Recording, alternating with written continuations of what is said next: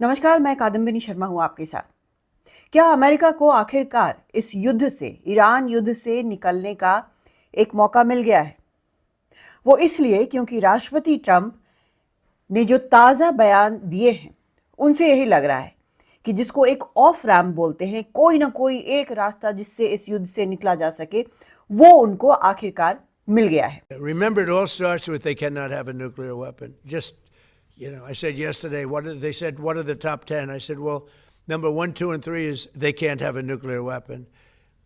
And they're not going to have a nuclear weapon. And we're talking about that. And I don't want to say in advance, but they've agreed they will never have a nuclear weapon. They've agreed to that. असल में अमेरिकी media के हवाले से जो खबरें आ रही हैं, उसमें ये बताया जा रहा है कि 15 पॉइंट का एक प्रस्ताव अमेरिका ने ईरान को दिया है। राष्ट्रपति ट्रंप जो बयान दे रहे हैं, जो प्रेस से बात करते वक्त उन्होंने बयान दिए हैं, उससे भी अब ये लग रहा है कि एक कोशिश बातचीत की, युद्ध खत्म करने की जरूर की जा रही है और अमेरिका की तरफ से ये कोशिश की जा रही है। जिस 15 पॉइंट की बात हो रही है, जो इनमें 15 फैक्टर्स जो बताए जा रहे हैं मीडिया की तरफ से, वो ये हैं कि कोई भी न्यूक्लियर वेपन कभी भी ईरान नहीं बनाएगा। ये कहा गया है इस 15 पॉइंट के प्रपोजल में अमेरिका की तरफ से, जैसा कि राष्ट्रपति ट्रंप भी कह रहे हैं। और उनका यह भी दावा है कि ईरान ने इसे मान लिया है और इसलिए बातचीत भी हो रही है। दूसरा जो प्रस्ताव है, दूसरा जो पॉइंट है, जो डिमांड है अमेरिका ने जो किया है, उसके बारे में यह बताया जा रहा है कि यूरेनियम एनरिचमेंट, यानी यूरेनियम को उस स्थिति तक पहुंचाना जहां पर उसका हथियार के लिए इस्तेमाल हो सके, हथियार बनाने के लिए, हथियार लेवल का, वो नहीं करेगा। और जो 60% एनरिच्ड यूरेनियम है, उसका क्या करना है, इस बातचीत में अमेरिका शामिल होगा, ऐसा इस प्रस्ताव में, 15 पॉइंट के प्रस्ताव में कहा गया है। एक और फैक्टर जो कि पहले होता था, जो न्यूक्लियर एग्रीमेंट पहले हुई थी, उसमें ईरान ने तब भी माना था और अब भी ये प्रस्ताव एक बार फिर से राष्ट्रपति ट्रंप ईरान के सामने रख रहे हैं। उस डील से निकलने के बाद एक बार फिर से उस रास्ते पर, और वो ये कि जो वॉचडॉग है, न्यूक्लियर वॉचडॉग है IAEA, वो इंस्पेक्शन करता रहेगा ईरान की न्यूक्लियर फैसिलिटीज का, परमाणु ठिकानों का, देखता रहेगा कि ईरान आखिर वहां पर कर क्या रहा है। कुछ महीनों से ये इंस्पेक्शन नहीं हुआ है, ईरान ने इसकी इजाजत नहीं दी है और इसलिए कई संशय उठे थे कि आखिर ईरान के पास क्या ये अब शक्ति आ गई है, ये क्षमता आ गई है कि वो परमाणु हथियार बना सकता है। तो IAEA के इंस्पेक्शन को एक अहम पॉइंट बताया गया है इस प्रस्ताव में। ये साफ कर दिया गया है कि ना तो इस तरह की इनरिचमेंट होगी, ना न्यूक्लियर वेपन होंगे, ना कोई परमाणु हथियार होगा। एक और जो फैक्टर बताया गया है वो ये कि किसी भी प्रॉक्सी फोर्स को, जैसे हिजबुल्ला, जैसे हमास या यहां तक कि हुती, इनको फंडिंग ईरान बंद करेगा। ये इनमें से कुछ पॉइंट्स हैं जो कि मीडिया के हवाले से, अमेरिकी मीडिया के हवाले से सामने आ रहे हैं। हो सकता है इसमें और भी पॉइंट्स हो, और इसमें जो जानकारी राष्ट्रपति ट्रंप दे रहे हैं, उनका ये कहना है कि ईरान जो है वो ये डील करना चाहता है। लगातार वो 2 दिनों से 3 दिनों से ये कह रहे हैं कि डील करना चाहता है। उन्होंने ये भी कहा कि उनको ईरान ने कोई सरप्राइज गिफ्ट भेजा है और ये गिफ्ट जो है वो बहुत बड़ा है। ये तेल और गैस से जुड़ा हुआ है और ये स्ट्रेट ऑफ हॉर्मूज से भी जुड़ा हुआ है। हालांकि उन्होंने ये नहीं बताया कि असल में आखिर ये है क्या। उन्होंने ये भी कहा कि क्योंकि अमेरिका ने ईरान के पहले स्तर के, दूसरे स्तर के जो नेता हैं उनको मार डाला, तो अब तीसरे स्तर के जो नेता हैं, जो सामने आए हैं, उनके साथ बातचीत हो रही है।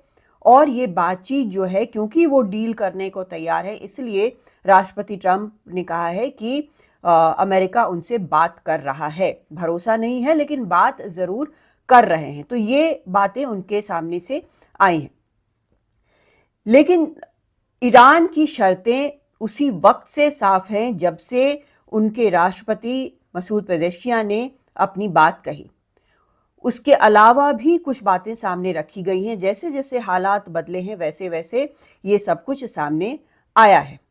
ईरान की शर्तें क्या है? एक, फौरन हमले उसके ऊपर बंद हो और इस बात की गारंटी हो कि आगे कभी भी ईरान के ऊपर इस तरह से हमले नहीं करेगा अमेरिका। ये बिल्कुल साफ तौर पर उनका कहना है।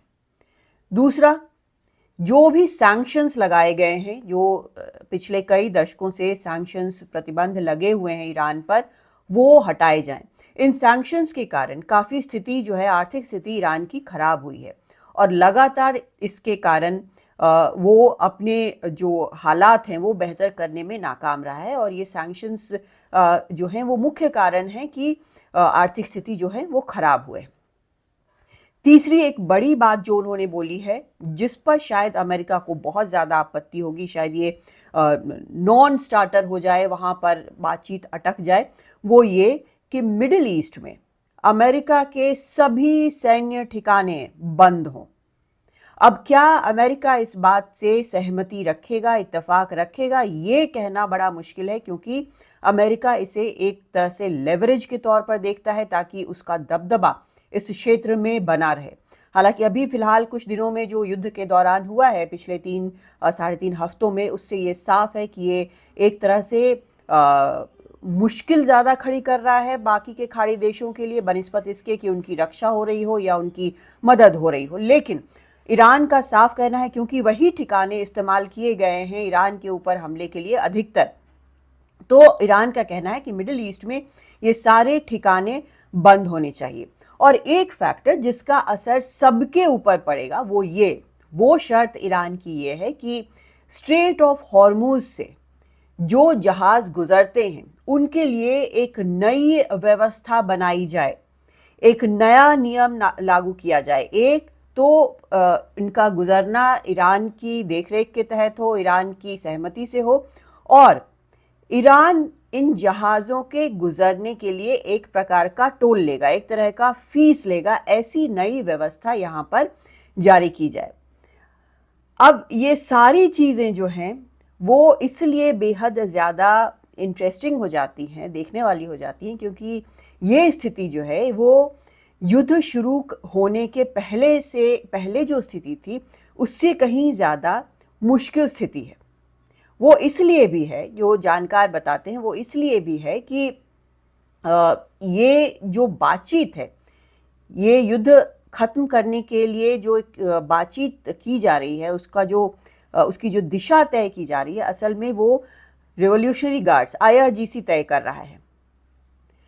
और अपनी बातों को लेकर वो कितना ज़्यादा गंभीर है, इससे ये भी समझ में आता है कि वहाँ के IRGC के जो प्रवक्ता हैं वो ये कह रहे हैं, आह्वान कर रहे हैं बाकी खाड़ी देशों से कि एक साथ वो मिलकर एक सिक्योरिटी सिस्टम इस पूरे क्षेत्र में लागू करें।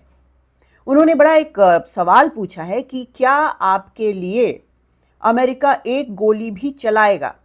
अब इस बात की गूंज जो खाड़ी के देश हैं वहाँ के, अगर आप सोशल मीडिया पोस्ट को देखें तो वहाँ से भी ये एक चीज़ निकल कर आती है कि बहुत निराशा है अमेरिका के व्यवहार को लेके, क्योंकि वहाँ के कई जो पत्रकार हैं या फिर जो बोलने वाले वहाँ के लोग हैं, जो जाने माने लोग हैं, वो ये कह रहे हैं कि खाड़ी के देशों ने पहले ही अपनी चिंता अमेरिका को बताई थी कि अगर अमेरिका और इजराइल हमला करते हैं ईरान के ऊपर तो निशाने पर उनके देश भी होंगे, लेकिन अमेरिका ने उनकी एक नहीं सुनी।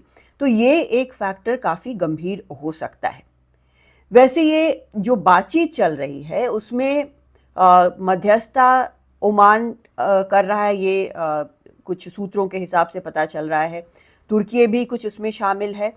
पाकिस्तान का एक इंटरेस्टिंग एंगल यहाँ पर आता है कि वो अपने आप को एक बड़े प्लेयर के तौर पर इस पूरे सिनेरियो में स्टैब्लिश करने की कोशिश कर रहा है, स्थापित करने की कोशिश कर रहा है।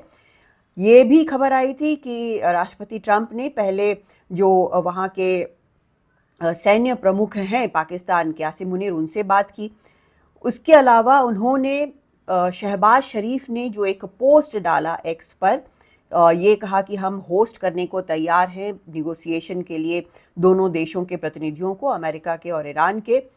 उसको राष्ट्रपति ट्रंप ने रीपोस्ट किया, मतलब एक तरह से उनको उसके जो शहबाज शरीफ का जो पोस्ट है उसके ऊपर उन्होंने एक टिक लगा दिया, एक तस्दीक कर दी कि वो सही बोल रहे हैं। ये बातचीत राष्ट्रपति ट्रंप तक भी पहुंची है, ये ऑफर उन तक भी पहुंचा है। लेकिन इस सब का जो बैकग्राउंड है वो क्या है? वो बैकग्राउंड ये है कि 2000 सैन्य जो सैनिक हैं, मरीन हैं अमेरिका के, ये भेजे जा रहे हैं मिडिल ईस्ट। 1000 और भेजे जा सकते हैं, ऐसी जानकारी वहां की मीडिया दे रही है। जो सेक्रेटरी ऑफ वॉर हैं अमेरिका के, पीट हेग्सेथ, वो ये कहते हैं कि हम बमों के जरिए निगोशिएट कर रहे हैं।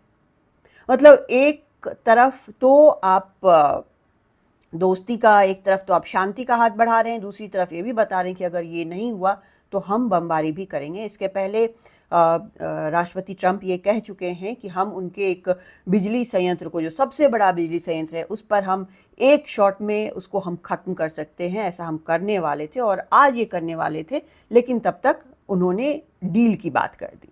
तो ये सब कुछ यहाँ पर फिलहाल चल रहा है बातचीत का। लेकिन ऑफ रैंप, जो शांति के लिए, जो युद्ध खत्म करने के लिए एक बहाना चाहिए था, वो लगता है कहीं ना कहीं राष्ट्रपति ट्रंप को मिल गया है और उसको वो पकड़े हुए हैं।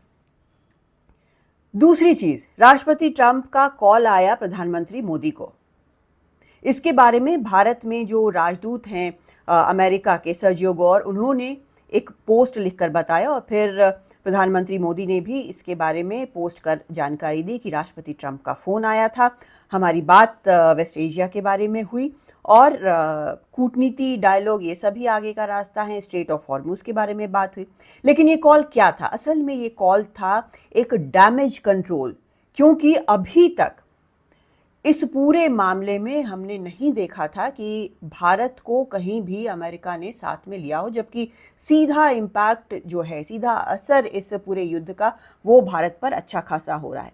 एक एक जहाज़ के लिए भारत अब ईरान से बात करता है, उसके बाद भारत के 4 जो जहाज़ हैं वो स्ट्रेट ऑफ हॉर्मुज से गुजरकर भारत पहुंचे हैं। अभी भी 20 जहाज़ वहाँ पर भारत के मौजूद हैं, जिनमें से कुछ जो हैं वो तेल या गैस लिए हुए हैं, बाकी और कार्गो जहाज़ भी वहाँ पर मौजूद हैं। तो ये बातचीत कहीं ना कहीं इसलिए एक साथ लेने की है और ये भी लगता है कि शायद ये यहाँ जो राजदूत हैं अमेरिका के, उनकी सलाह पर ये बातचीत हुई है। और इस सब के बीच एक और इंटरेस्टिंग फैक्टर जो अमेरिकी मीडिया में उभर कर आया है कि जो इकोनॉमिस्ट हैं वहाँ पर, जो अर्थशास्त्री हैं वहाँ पर, वो क्या बात कर रहे हैं? वो बात कर रहे हैं कि जब पहला पोस्ट राष्ट्रपति ट्रंप का आया कि 5 दिनों के लिए वो एनर्जी जो इंस्टॉलेशंस हैं, बिजली के जो इंस्टॉलेशंस हैं, उन पर हमला वो रोक रहे हैं ताकि बातचीत हो सके, डील जो है वो हो सकती है। उसके पहले वहाँ के मार्केट्स में कुछ अनयूजुअल एक्टिविटी हुई। तो अब वहां पर अर्थशास्त्री ये पूछ रहे हैं कि क्या किसी को ये जानकारी थी कि आगे क्या होने वाला है, और अगर ये जानकारी थी तो क्यों थी, और इसका फायदा किसको हुआ? आप भी सोचिएगा कि इसका फायदा, जो पैसे बन रहे हैं, वो कैसे, कहां, किसके पास जा रहे हैं। नमस्कार।